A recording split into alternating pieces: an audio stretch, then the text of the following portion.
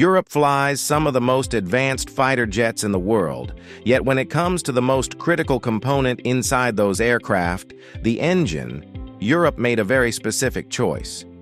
Not the United States, not a shared consortium, France. This decision rarely makes headlines, but it shapes everything from military autonomy to export power and long-term strategic independence.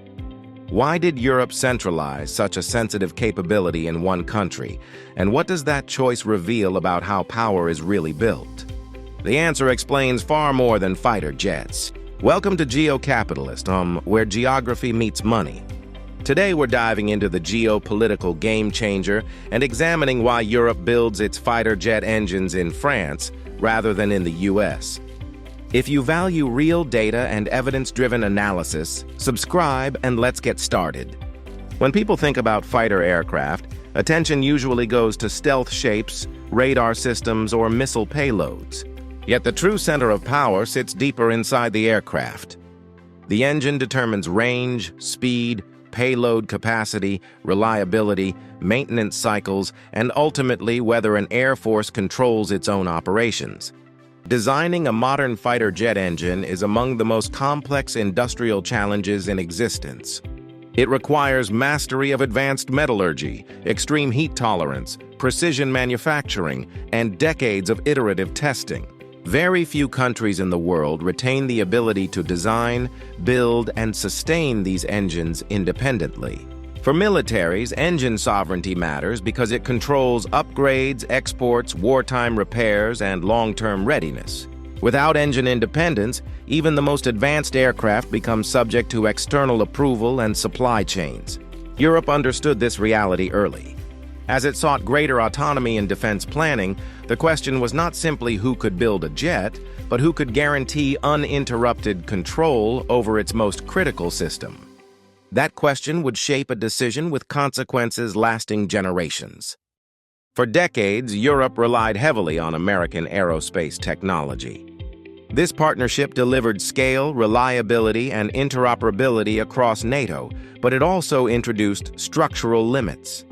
When engines are sourced externally, upgrade paths depend on foreign approval. Export destinations face restrictions. Maintenance cycles are influenced by outside suppliers. None of this reflects hostility or failure. It reflects the reality of alliances built on shared systems. However, as Europe's geopolitical environment evolved, so did its priorities. Strategic autonomy became more than a political slogan. It became a practical requirement. European governments recognized that reliance on external engine providers constrained their ability to act independently, especially in export markets and long-term defense planning. The question was not whether the United States was capable. The question was whether Europe could afford to outsource its most sensitive capability indefinitely. To resolve that constraint, Europe needed a partner inside the continent with full-spectrum expertise, political will, and industrial continuity. That narrowed the field dramatically. France entered this equation with a unique advantage. Unlike many peers, France never abandoned the goal of complete aerospace sovereignty. Its defense doctrine consistently prioritized independence, even when doing so required higher costs and long development timelines. Over decades, France maintained a vertically integrated ecosystem spanning research, testing, manufacturing, and sustainment. This continuity preserved institutional knowledge that many countries lost through consolidation or outsourcing. French industry did not specialize narrowly. It retained the ability to design entire systems from the ground up. Politically, successive governments treated aerospace capability as a strategic asset rather than a budgetary variable. That long view mattered. When Europe evaluated where to anchor its engine capability, France offered something rare: reliability across time. Not just technical excellence, but commitment. The ability to sustain programs for decades without interruption. That reliability translated into trust. In defense planning, trust is not abstract. It is built through consistency, predictability, and proven delivery under pressure. France had demonstrated all three. The United States followed a different model, optimized for global scale rather than regional autonomy. American aerospace leadership is built on massive production runs, alliance integration, and export dominance. This approach maximizes interoperability and spreads costs across partners. It is extraordinarily effective for U.S. strategic objectives. However, it is not designed to serve European autonomy. American systems come with export frameworks, upgrade controls, and long-term dependency structures that reflect U.S. priorities. This is not a weakness. It is a feature of a global power projecting influence through technology. Europe did not reject this model. It simply recognized that adopting it wholesale would limit independent decision-making. The divergence was strategic, not political. Europe sought a solution that aligned with its own long-term goals rather than borrowing another country's framework. That distinction is critical. France's rise in this space does not represent a loss for the United States. It represents Europe choosing a parallel path rather than a subordinate one. The Rafale fighter jet became the practical demonstration of this strategy. Its engine provided Europe with a fully sovereign system free from external vetoes. That freedom mattered not only in operations, but in exports. Countries purchasing European aircraft wanted assurance that upgrades, maintenance, and spare parts would remain accessible regardless of geopolitical shifts. The French engine delivered that confidence.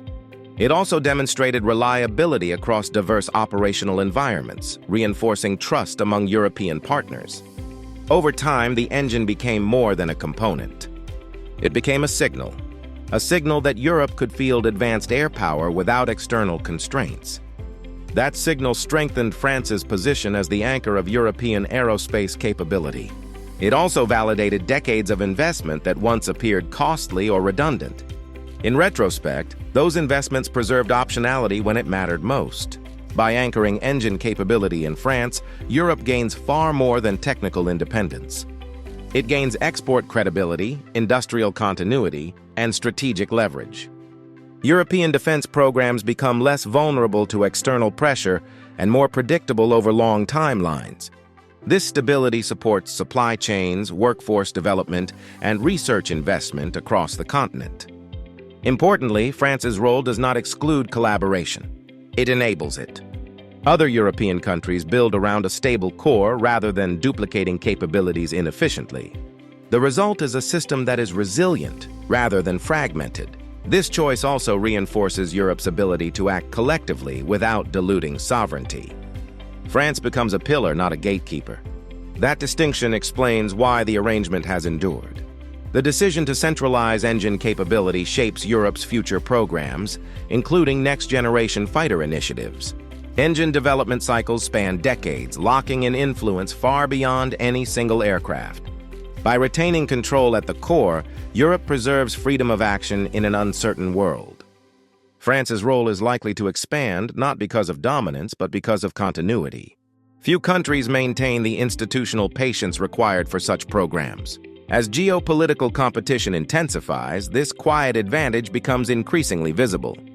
Europe's choice reveals how power is built incrementally through technical decisions that rarely make headlines but define outcomes. This story extends beyond aerospace. It reflects how Europe approaches autonomy across energy, technology, and defense. Strategic independence is not achieved through declarations, but through control over critical systems. France's engine capability fits into a broader pattern of Europe reinforcing its foundations before external pressure forces the issue. The lesson is subtle but profound. Power belongs to those who maintain capabilities others allow to atrophy. Europe did not stumble into this outcome. It planned for it. And France emerged as the custodian of a capability that now underpins Europe's credibility. Europe's decision to build its fighter jet engines in France was never about rejecting partners. It was about choosing control, continuity, and long-term stability. France's role reflects decades of strategic patience rather than sudden advantage. In a world where influence increasingly depends on who controls the most critical systems, this choice explains how Europe intends to stand on its own terms, quietly, deliberately, and with an eye on the decades ahead. And there you have it, Why Europe builds its fighter jet engines in France rather than in the US. If this kind of real data and evidence-driven analysis of the global economy is valuable to you, watch our next video. It connects directly to what's unfolding. Subscribe to Geo Capitalist and share this with someone who still thinks only superpowers matter. Thanks for watching, and we'll see you in the next video.